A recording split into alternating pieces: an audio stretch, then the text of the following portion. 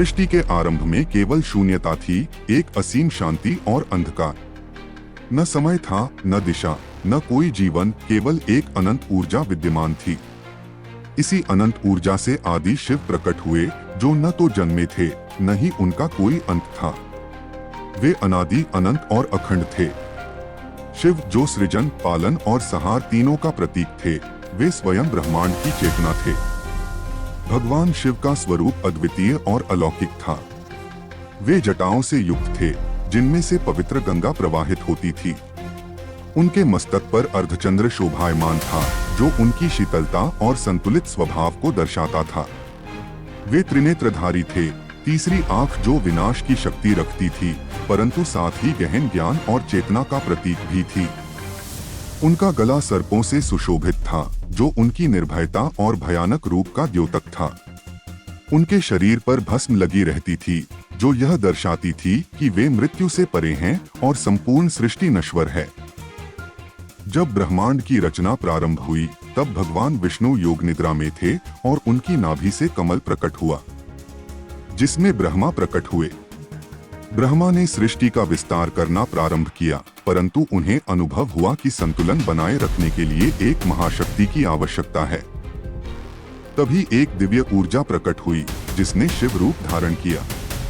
भगवान विष्णु ने शिव के स्वरूप को देखा और उनके चरणों में नमन किया। ब्रह्मा भी इस दिव्य शक्ति को पहचान चुके थे। उन्होंने समझा कि शिव ही संहार और संतुलन के कारक होंगे। सृष्टि के प्रमुख प्रजापतियों में से एक दक्ष अत्यंत अहंकारी और अपनी शक्ति से अभिमानित थे। वे ब्रह्मा के पुत्र थे और उन्हें अपनी सृष्टि निर्माण करने की शक्ति प्राप्त थी। उन्होंने अपनी पुत्री के लिए ऐसा वर खोजने का संकल्प लिया जो उनके समान ही गौरवशाली और प्रतिष्ठित हो। समय बीता और दक्ष प्रजापति की पत्नी प्रसूति के गर्भ से एक दिव्य कन्या प्रकट हुई, सती। सती न केवल रूप में दिव्य थी, बल्कि उनके भीतर अद्भुत आध्यात्मिक शक्ति थी। वे शिव जी की अनन्य भक्त थी। जन्म से ही उनके मन में शिव के प्रति एक अनोखी श्रद्धा थी, जिसे वे शब्दों में नहीं बयां कर सकती थीं। सती का पालन पोषण एक समृद्ध और वैभवशाली राजमहल में हुआ, जहां वे विलासिता से घिरी हुई थीं। दक्ष ने अपनी पुत्री के लिए सर्वोत्तम शिक्षा और प्रशिक्षण की व्यवस्था की। वे वेदों, शास्त्रों और कला में पारंगत थीं। उन्हें नृत्य, संगीत और शिल्पकला की अद्भुत समझ थी। राजमहल की सुख सुविधाओं के बावजूद सती का हृदय सांसारिक वस्तुओं में कभी नहीं रमता। उनका मन प्रारंभ से ही एक विशिष्ट आकर्षण की ओर खींचता था, भगवान शिव की ओर। बाल्यकाल से ही सती शिव की कथाएं सुनने में अत्यंत रुचि रखती थीं। जब वे अपनी धाय माताओं और गुरुजनों से भगवान शिव के बारे में सुनती, तो उनकी आंखों में श्रद्धा और भक्ति झलकने लगती थी। वे स्वयं को शिव के चरणों में समर्पित कर चुकी थीं, भले ही वे उन्हें प्रत्यक्ष रूप से नहीं जानती थीं। सती अपने महल के बगीचे में एकांत में जाकर ध्यान लगाया करती।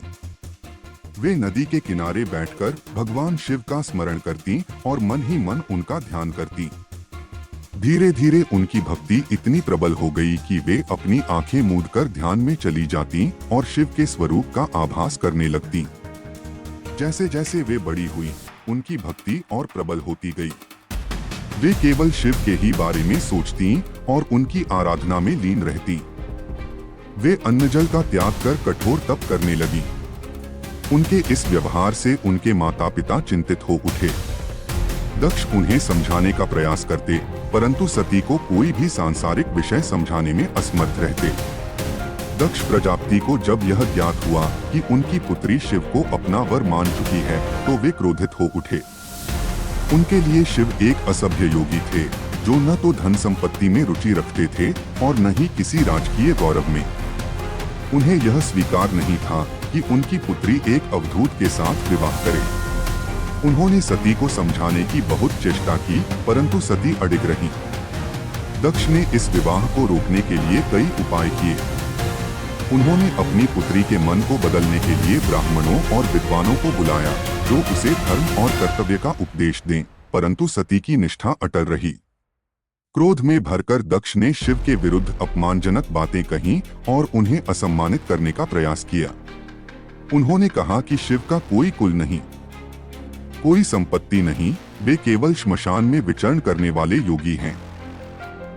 ऐसा व्यक्ति एक राजकन्या के योग्य कैसे हो सकता है? दक्ष के इस अहंकार और क्रोध ने देवताओं को भी चिंता में डाल दिया। वे जानते थे कि शिव कोई साधारण योगी नहीं, बल्कि त्रिलोक के स्वामी हैं। परंतु दक्ष अपने अहंकार में अंधे हो चुके थे और उन्होंने यह निर्णय कर लिया कि वे शिव को किसी भी परिस्थिति में अपना दामाद नहीं बनने देंगे। उन्होंने सती को महल में बंद कर दिया और उन पर कठोर नियंत्रण लगा दिया ताकि वे शिव की आराधना न कर सकें। परंतु प्रेम और भक्ति को कोई कैद नहीं कर सकता। सती ने महल में ही रहकर अपने मन और आत्मा को शिव में विलीन कर दिया। उन्होंने अपने हृदय में संकल्प लिया कि यदि उन्हें किसी से विवाह करना है तो वह केवल भगवान शिव ही होंगे। इस बीच भगवान शिव अपने ध्यान में लीन थे। वे संसार की माया से परे थे और न तो सांसारिक बंधनों में बंधना चाहते थे और न ही किसी मोह में। उनका एकमात्र ध्येय आत्मज्ञान प्राप्त करना और लोक कल्याण करना था। परंतु नियति को कुछ और ही स्वीकार था। सती का प्रेम और भक्ति इतनी प्रबल थी कि स्वयं शिव को भी उनकी आराधना का उत्तर देना पड़ा। अगले भाग में हम लोग देखेंगे कैसे माता पार्वती ने शिव को प्रसन्न किया। अगर आपको ये वीडियो पसंद आया हो तो लाइक करें और चैनल को सब्सक्राइब जरूर करें। बेल आइकन को दबा दें ताकि आपको सबसे पहले वीडियो मिले। तब तक के लिए जय महाकाल।